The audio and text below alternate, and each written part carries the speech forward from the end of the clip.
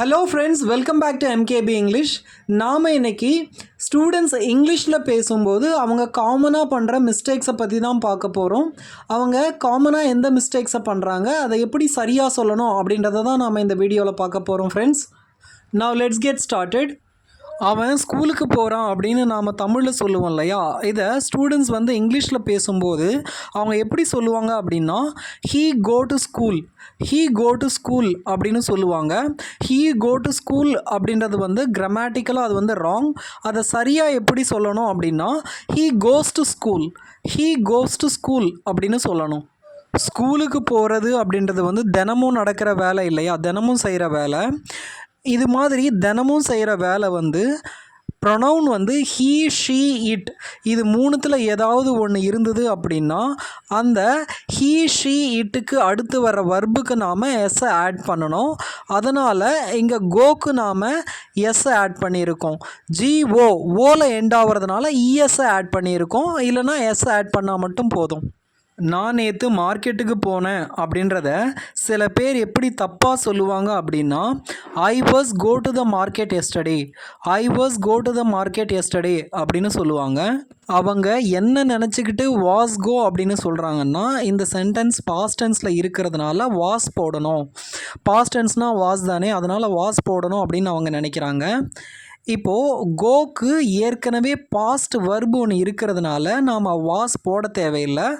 Was எங்கே use பண்ணுவோம் அப்படின்னா அந்த பாஸ்ட் வர்ப் ஃபார்ம் இல்லாத இடத்துல தான் நாம் வாஸை யூஸ் பண்ணுவோம். பாஸ்ட் வர்ப் ஃபார்ம் இருக்கிற இடத்துல நாம் அந்த பாஸ்ட் வர்பையே யூஸ் பண்ணிக்கலாம். கோவோட பாஸ்ட் வெண்ட், அதனால் இதை I went to the market yesterday அப்படின்னு சொன்னால் கரெக்டாக இருக்கும். அவன் நேர்மையான மனிதன் அப்படின்றத சிலர் இங்கிலீஷில் சொல்லும்போது he is a honest man அப்படின்னு சொல்லுவாங்க. இங்கே ஏ ஆனஸ்ட் மேன் அப்படின்னு சொல்லக்கூடாது, ஆன் ஆனஸ்ட் மேன் அப்படின்னு தான் சொல்லணும். இங்கே உங்களுக்கு ஒரு சந்தேகம் வரலாம், ஏஇஐஓயு அப்படின்ற வவல்ஸோட ஒரு வேர்ட் ஸ்டார்ட் ஆனால் தானே நம்ம ஆனை யூஸ் பண்ணுவோம். இங்கே ஹெச் அப்படின்ற கான்சனன்ட் தானே வந்திருக்கு, இங்கே ஏன் நாம் ஆனை யூஸ் பண்ணணும் அப்படின்ற சந்தேகம் வரலாம். ஆனஸ்ட் அப்படின்ற வேர்டில் ஹெச் சைலண்ட், அதை நாம் ப்ரொனவுன்ஸ் பண்ணக்கூடாது. அந்த ஹெச்சை விட்டுட்டு ப்ரொனவுன்ஸ் பண்ணோம், உச்சரித்தோம் அப்படின்னா ஆனஸ்ட் ஓலிருந்து தான் நமக்கு ஸ்டார்ட் ஆகும். அதே இல்லாமல் நாம் லெட்டரை பார்க்கக்கூடாது, அந்த லெட்டரோட சவுண்டு தான் பார்க்கணும். இப்போது ஆனஸ்டில் ஹெச்சை நீக்கிட்டோம் அப்படின்னா ஓலிருந்து நாம் படிக்க வேண்டியிருக்கும். ஓலிருந்து நாம் படிக்கும்போது ஆனஸ்ட் அப்படின்னு சொல்லுவோம். இங்கே ஆ அப்படின்ற சவுண்டு தான் நாம் பார்க்கணும். ஆ அப்படின்ற சவுண்டு வரும்போது நாம் ஆனை தான் யூஸ் பண்ணணும், ஏன்னா அது வவல் சவுண்ட். அவனுக்கு இங்கிலீஷ் நல்லா வரும் அப்படின்றத சிலர் எப்படி தப்பாக சொல்லுவாங்க அப்படின்னா he is good in English அப்படின்னு சொல்லுவாங்க. He is good in English அப்படின்னு சொல்லக்கூடாது, he is good at English அப்படின்றதான் வரும். ஒருத்தர் ஒரு விஷயத்தில் திறமையாக இருக்கார், ஒருத்தர்னால ஒரு விஷயத்தை செய்ய முடியும் அப்படின்னு பேசுகிறப்போ குட் அட் தான் யூஸ் பண்ணணும், குட் இன் அப்படின்றத யூஸ் பண்ணக்கூடாது.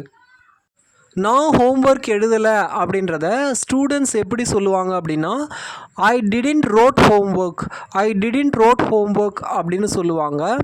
இங்கே ஐ டிடன்ட் ரோட் ஹோம்ஒர்க் அப்படின்னு சொல்லக்கூடாது, ஏன்னா டிண்ட் அப்படின்ற பாஸ்டன்ஸ் ஏற்கனவே வந்துட்டதுனால மறுபடியும் நாம் இன்னொரு பாஸ்டன்ஸ் யூஸ் பண்ண வேண்டிய அவசியம் இல்லை. டிட் அப்படின்றதே பாஸ்டன்ஸ் தான், அதனால் ரைட்டோட பாஸ்டன்ஸான ரோட்டை நாம் யூஸ் பண்ண வேண்டிய அவசியம் இல்லை. டிட் அப்படின்ற பாஸ்டன்ஸ் வந்துட்டதுனால நாம் அதுக்கு அடுத்து ரைட் யூஸ் பண்ணாலே போதும் தான், அது பாஸ்டன்ஸை தான் குறிக்கும். இதை சரியாக எப்படி சொல்லணும் அப்படின்னா ஐ டிடன்ட் ரைட் ஹோம்ஒர்க் அப்படின்னு சொல்லணும். அடுத்து ஸ்டூடெண்ட்ஸ் காமனாக பண்ணுற மிஸ்டேக் என்னென்னா நானும் என்னோடய பிரதரும் ஸ்கூலுக்கு போனோம் அப்படின்னு சொல்கிறத me and my brother went to school அப்படின்னு சொல்லுவாங்க. எப்போவுமே நம்மளோட சேர்த்து இன்னொருத்தரை பற்றி நாம் பேசும்போது முதல்ல அவங்கள சொல்லிவிட்டு அதுக்கப்புறம் தான் நாம் நம்மளை சொல்லணும். அதனால் முதல்ல மை பிரதர் அப்படின்றத முதல்ல சொல்லிவிட்டு அதுக்கடுத்து தான் நம்மளை சொல்லணும். மை பிரதர் அண்ட் மீ அப்படின்னு கூட சொல்லக்கூடாது, மை பிரதர் அண்ட் ஐ அப்படின்னு தான் சொல்லணும். ஏன் இங்கே மீக்கு பதிலாக ஐயை யூஸ் பண்ணணும் அப்படின்னா மீயை சென்டென்ஸோட கடைசியில் ஆப்ஜெக்டாக தான் யூஸ் பண்ணணும். இதுவே சப்ஜெக்டாக சப்ஜெக்டாக இருந்தது அப்படின்னா, சப்ஜெக்ட் எப்போவுமே சென்டென்ஸோட முதல்ல தான் வரும். சப்ஜெக்டாக இருந்தது அப்படின்னா ஐயை தான் நாம் முதல்ல யூஸ் பண்ணணும். அதனால் இங்கே மீ வராது, ஐ தான் வரும். முதல்ல மை பிரதர் அப்படின்னு சொல்லணும். ஏன்னா அடுத்தவங்க தான் முதல்ல வரணும், அதுக்கப்புறம் நாம். My brother and I went to school அப்படின்னு தான் சொல்லணும். என்னால் நீந்த முடியும் அப்படின்றத ஸ்டூடெண்ட்ஸ் எப்படி தப்பாக சொல்லுவாங்க அப்படின்னு கேட்டிங்கன்னா, I can be able to swim, I can be able to swim அப்படின்னு தப்பாக சொல்லுவாங்க. இங்கே கேன் அப்படின்றதையும் ஏபிள் டு அப்படின்றதையும் ஒரே சென்டென்ஸில் நாம் ஒன்றா யூஸ் பண்ணக்கூடாது. ஏன்னா கேன் அப்படின்னாலும் முடியும் அப்படின்னு அர்த்தம், ஏபிள் டு அப்படின்னாலும் முடியும் அப்படின்னு தான் அர்த்தம். இதனால் ரெண்டுத்தையும் நாம் ஒன்றா யூஸ் பண்ண வேண்டிய அவசியமே இல்லை. நீங்கள் யூஸ் பண்ணீங்க அப்படின்னா முடியும் முடியும் அப்படின்னு 2 தடவை ரிப்பீட் பண்ணுற மாதிரி ஆகிடும். அதனால் ஒன்று ஐ கேன் ஸ்விம் அப்படின்னு சொல்லணும், இல்லைன்னா ஐ ஆம் ஏபிள் டு ஸ்விம், ஐ ஆம் ஏபிள் டு ஸ்விம் அப்படின்னு சொல்லணும். அவ்வளோதான் ஃப்ரெண்ட்ஸ். இந்த வீடியோ உங்களுக்கு பிடிச்சிருந்தது அப்படின்னா லைக் பண்ணுங்கள், மறக்காமல் என்னோடய சேனலுக்கு சப்ஸ்கிரைப் பண்ணுங்கள் ஃப்ரெண்ட்ஸ். தேங்க்யூ.